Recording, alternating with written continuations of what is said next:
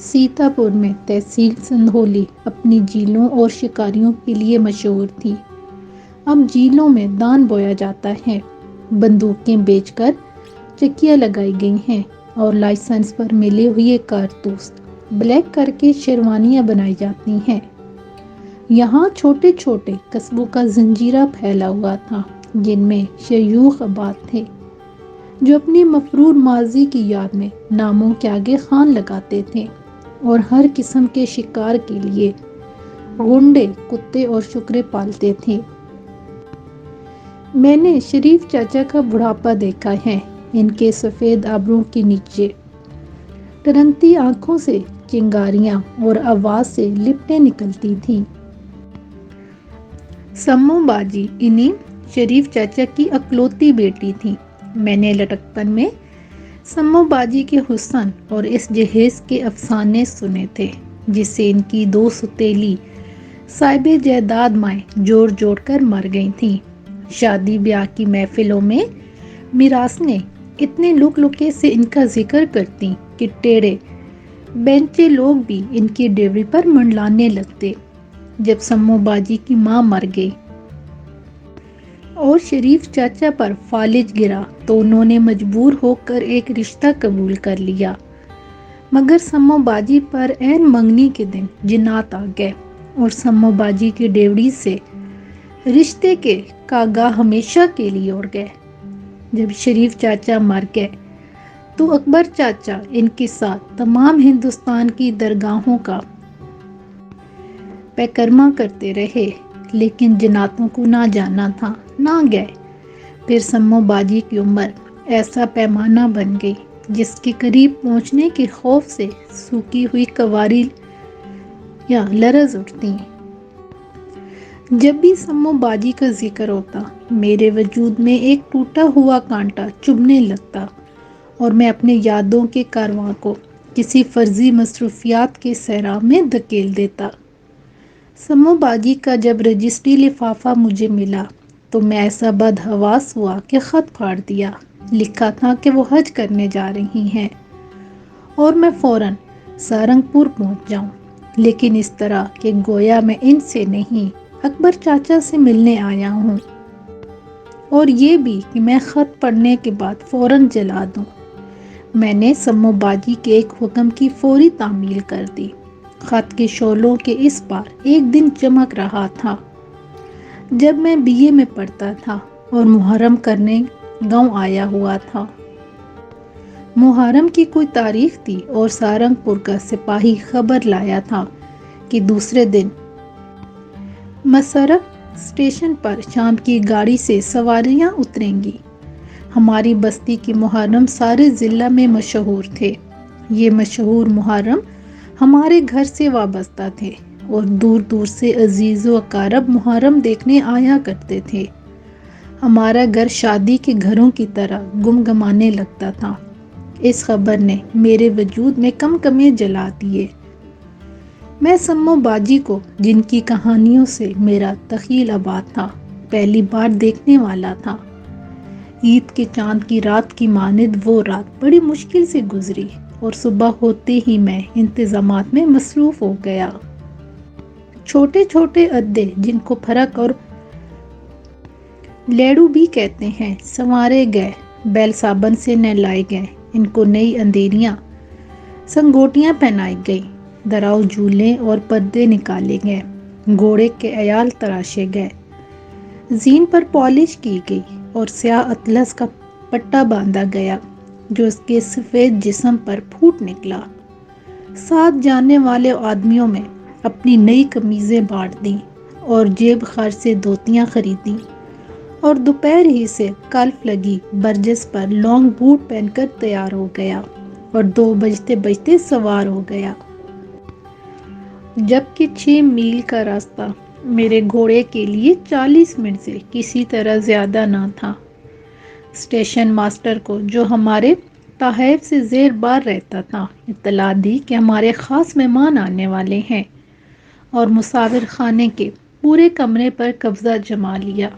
گاڑی وقت پر آئی، لیکن ایسی خوشی ہوئی جیسے کئی دن کے انتظار کے بعد آئی ہو۔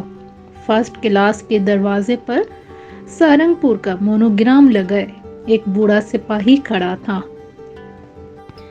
ڈبے سے مسافر خانہ تک کناتیں لگا دی گئیں۔ آگے آگے پھوپھی جان تھیں۔ ایک رشتے سے شریف چاچا ہمارے چاچا تھے اور دوسرے رشتے سے ان کی بیوی ہماری پھوپھو تھیں۔ ان کے پیچھے سمو باجی، پھر عورتیں تھرموس اور پائیدان اٹھائے ہوئے آ رہی تھیں۔ چائے کا انتظام تھا، لیکن پھوپھی جان نے میری بلائیں لے کر انکار کر دیا اور فوراً اس اڈے پر سوار ہو گئیں جو تابوت کی طرح پردوں سے ڈھکا ہوا تھا۔ سمو باجی بھی اسی میں غروب ہو گئیں، جن کے ہاتھ سیاہ برقوں پر شعلوں کی طرح تڑپ رہے تھے۔ دوسرے اڈوں پر عورتوں کو سامان کے ساتھ چڑھا دیا گیا۔ اٹھتے ہوئے سیاہ بیلوں پر میرا چھوٹا سا اڈا خالی اڑ رہا تھا اور میں پھوپھی جان کے اڈے کے پہلو میں چل پل دکھاتے ہوئے گھوڑے پر بھاگ رہا تھا، میں جو کبھی ہوائی بندوق ہاتھ میں لے کر نہ چلا تھا۔ آج 12 بور کی پانچ فیری اس امید پر لادے ہوئے تھا کہ اگر اڑتا ہوا طاؤس گرا لیا تو سمو باجی ضرور متاثر ہو جائیں گی۔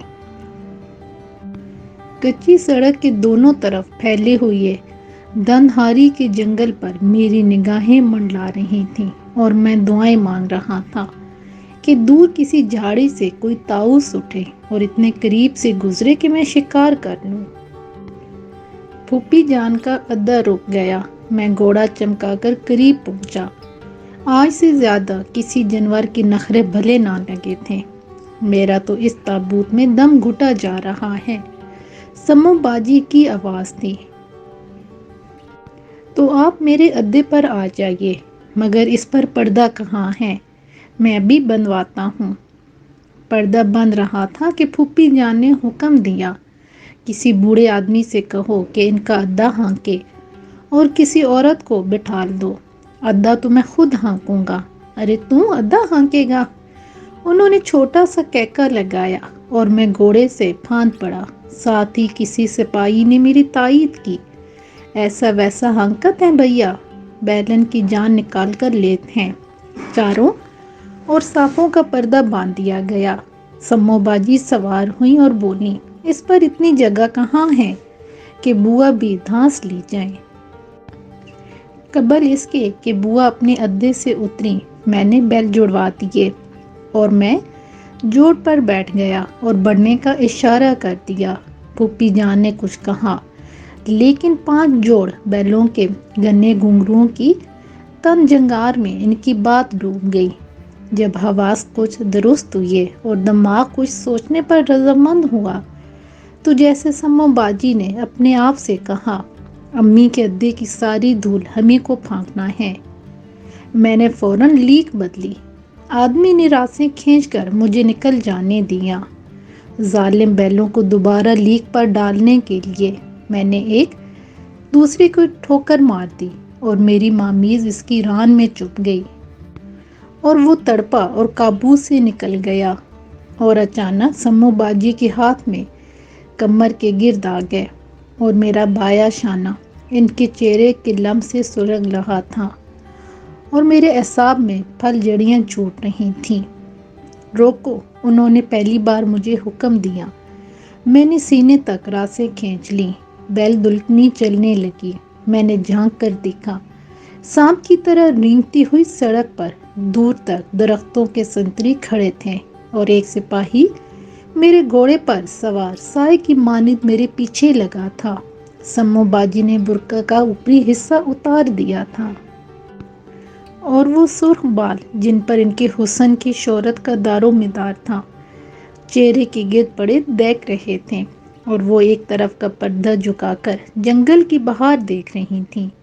ان کے ہاتھوں کی قاتل گرفت نے ایک بار پھر میری چوٹی کی لی اور میں نے بیلوں کو چھیڑ دیا اور ایک بار پھر ان کے سفید ریشمی ہاتھ میری کمر کو نصیب ہو گئے، لیکن اب وہ مجھے ڈانٹ رہی تھیں اور میں بیلوں کو پھٹکار رہا تھا۔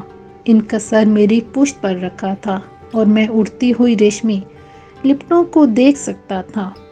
پھر وہ باغ نظر آنے لگا جس کے سائے سے آبادی شروع ہو جاتی ہے۔ مسرک سے میرے گھر کا راستہ کبھی اتنی جلدی نہیں ختم ہوا، اتنا دلکش نہیں معلوم ہوا۔ میں نے ادھا روکا، پردہ برابر کیا، سپاہی کو جور پر بٹھا کر خود گھوڑے پر سوار ہوا۔ بستی میں بیل ہانکتے ہوئے داخل ہونا شان شان نہ تھا۔ سمو باجی مجھے دیکھ رہی تھیں اور مسکرا رہی تھیں۔ جب وہ اتر کر ڈیوڑی میں داخل ہوئی تو میں نے پہلی بار ان کا سراپا دیکھا اور ان کے سامنے مراسنوں کی تمام کہانیاں ہیچ معلوم ہوئیں۔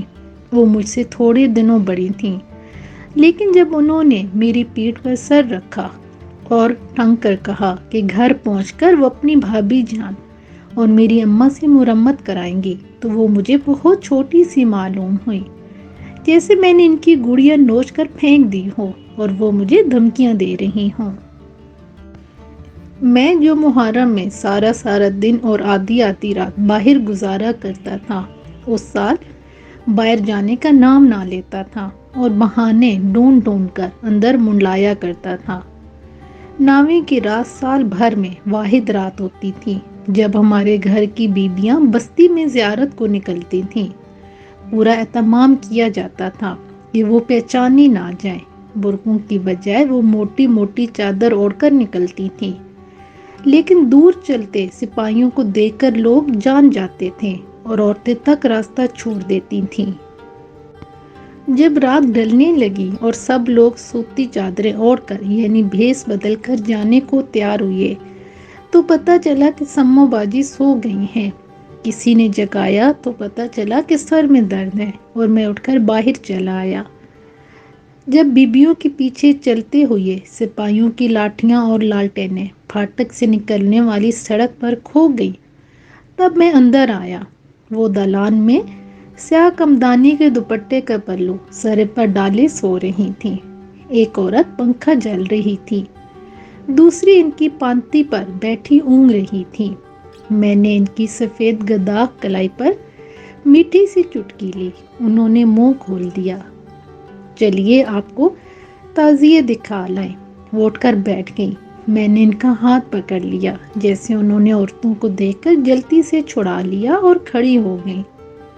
میرے سر میں بہت درد ہو رہا ہے، زیارت کی برکت سے دور ہو جائے گا، میں نے بڑے جذبے سے کہا۔ انہوں نے کپڑوں پر نگاہ ڈالی۔ اگر ان سے خراب کپڑے آپ کے پاس ہوں تو پہن لیجئے، اور میں نے ان کے پلنگ سے چکن کی چادر اٹھا کر ان کے شانوں پر ڈال دی۔ اپنے تعزیے کے پاس بیٹھی ہوئی بھیڑ سے چند پاسیں منتخب کی، ان کو بندوق اور ٹارچ لینے کی ہدایت کی اور سمو باجی کو لیے ہوئے سڑک پر آ گیا۔ مجھے بیبیوں کے راستے معلوم تھے جو محرم کے جلوس کی طرح مقرر تھے، اور میں مخالف سمت میں چل رہا تھا۔ کٹا ہوا چاند تہائی آسمان پر روشن تھا اور ہم بستی کے باہر نکل آئے تھے، اور میں خود اپنے منصوبے سے لرز رہا تھا۔ پھر وہ تالاب آ گیا جس کے پاس ٹیلے پر مندر کھڑا تھا اور سامنے املیوں کے دائرے میں لکھوری اینٹوں کا کنواں تھا۔ میں نے اپنے رومال سے پختہ جگت صاف کی، نوخیز پاسیوں کو حکم دیا کہ وہ مندر کے اندر جا کر بیٹھ جائیں۔ اب حد نگاہ تک دمکتے پانی اور آبادی کے دھندلے خطوط کے علاوہ کچھ نہ تھا۔ ہمارے چاروں طرف املی کے درختوں کا گھنا سایہ پہرا دے رہا تھا۔ میں نے اپنا گلا صاف کیا، ان کے پاس بیٹھ کر پہلی بار ان کو مخاطب کیا۔ یہ کنواں دیکھ رہی ہیں آپ؟ مجھے خود اپنی آواز بھیانک معلوم ہوئی۔ یہ جناتوں کا کنواں ہے۔ انہوں نے پوری شربتی آنکھوں کو کانوں تک کھول دیا اور میری طرف ذرا سا سرک آئی۔ اس میں جنات رہتے ہیں۔ وہ میرے اور قریب آ گئیں۔ ان کا زانو میرے جسم سے مس کرنے لگا۔ میں باٹوں کی طرح لاتعلق لہجے میں کہہ رہا تھا، یہ جنات میرے ایک دادا کے شاگرد تھے۔